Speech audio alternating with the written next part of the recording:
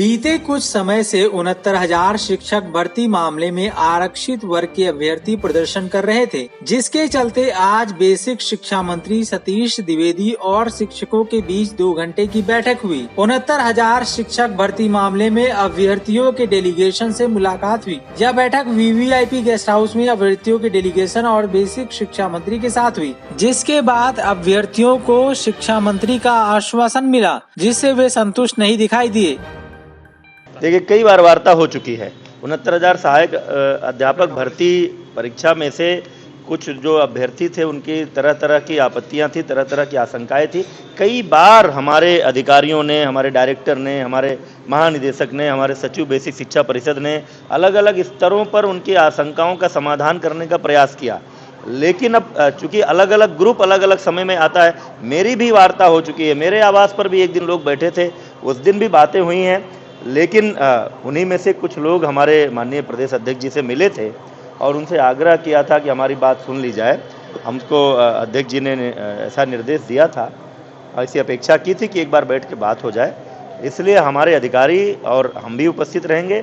उन अभ्यर्थियों के एक प्रतिनिधि मंडल को हमने यहाँ बुलाया है। उनकी जो आशंकाएं होंगी, उन आशंकाओं पर हमारे सभी अधिकारी अपना पक्ष रखेंगे और उनके प्रश्नों का उत्तर देंगे। सर, आप कह रहे हैं कि पहले से ही कोई उसमें गड़बड़ी नहीं हुई, सारी निष्पक्ष हुई, इसका मतलब कि कोई गड़बड़ी नहीं हुई है। पूरी भर्ती प्रक्रिया में किसी आरक्षण के उपबंध को लेकर के कोई गड़बड़ी नहीं हुई है। जो हमारी संवैधानिक व्यवस्था है, जो उत्तर प्रदेश सरकार के समय समय पर कार्मिक विभाग के जारी नियम कानून है, उन सारे कानूनों का पालन करते हुए भर्ती हुई है। लेकिन अगर कुछ लोगों को उसको लेकर आशंका है, उनके मन में कुछ सवाल हैं, तो हमारी सरकार संवाद को पसंद करती है।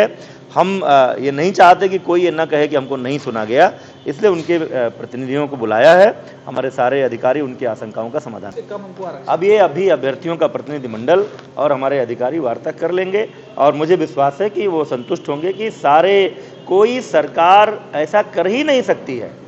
और हमारी सरकार तो इस बात की पक्षधर है कि पूरी भर्ती प्रक्रिया, पूरी पारदर्शिता, पूरे नियम कानून से होने चाहिए। तो ऐसा कैसे हो सकता है कि आरक्षण के उपबंधों को पालन? आपकी बात से लग रहा है सर कि वार्ता के लिए वार्ता हो रही, कोई नया नतीजा नहीं निकलने जा रहा है इसमें। नहीं, नया नतीजा क्या मतलब? हम किसी को संतुष्ट करने के लिए भर्ती प्रक्रिया बदल देंगे? आप इस तरह से पूर्वाग्रह होकर सवाल मत पूछिए। मैं कह रहा हूं कि मैं बेसिक शिक्षा मंत्री के रूप में पूरी जिम्मेदारी के साथ आपको ये कह रहा हूं कि आरक्षण के सभी उपबंधों का पालन हुआ है। लेकिन फिर भी इससे ज्यादा लोकतांत्रिक और क्या हो सकती है सरकार? फिर भी कुछ लोगों को अगर आशंका थी तो उनके आशंका का समाधान करने के लिए अधिकारियों के साथ मीटिंग कर रहे हैं। अब किसी को खुश करने के लिए क्या हम मान लें कि यहाँ गलती हुई है? कुल मिला के समाधान निकल सकता है? नहीं, समाधान क्या, भर्ती हो गई है, समाधान क्या निकलना? कोई गतिरोध है ही नहीं, गतिरोध है ही नहीं। कुछ लोगों के मन में संशय था, इसलिए हमने सारे जिम्मेदार अधिकारियों को बुलाया है। आमने सामने बैठकर वो बात करेंगे, उनका संशय दूर होगा। 69,000 भर्ती के मामले को लेकर लगातार आरक्षण की मांग कर रहे थे अभ्यर्थी। आज शिक्षा मंत्री से मुलाकात हुई है वीवीआईपी गेस्ट हाउस पे। हम उनसे बात करते हैं कि आज क्या क्या बातें हुई शिक्षा मंत्री से। माननीय मंत्री से जो भी आरक्षण नियमों को पालन नहीं किया गया है इस 69,000 भर्ती प्रक्रिया में, उसको लेकर के हम लोग कई दिनों से धरना प्रदर्शन कर रहे थे। उसी के परिप्रेक्ष्य में आज माननीय मंत्री जी से टाइम मिला था, जिसके लिए हम लोग मीटिंग के लिए आए थे। लेकिन जैसा शुरू से अधिकारी माननीय मंत्री जी को गुमराह करते हुए आ रहे हैं कि हमने हर तरीक़ा का रूल इसमें इम्प्लीमेंट किया है, वही गुमराह करने वाली बातें आज उन्होंने मंत्री जी के सामने रखी हैं। तो मंत्री जी ने एक तरीके से उन्हीं की बातों को कंसीडर करते हुए केवल गुणांक आदि को डिक्लेयर करने के लिए साइट पर बोलने कहा है कि अधिकारी आप इसको पब्लिश कर दीजिए। इसके अलावा उन्होंने कोई ठोस आश्वासन हम लोगों को नहीं दिया है कि हम आपके लिए कुछ करने जा रहे हैं। बाकी उन्होंने ये भी एक बात कही कि अगर आपको लगता है कि इसके बावजूद कुछ गलत हुआ है तो आप कोर्ट में जा सकते हैं, अपनी बात रख सकते हैं। तो फिलहाल ओवरऑल ये कहा जा सकता है कि हम लोगों की आज जो वार्ता रही माननीय मंत्री जी से, वो विफल रही।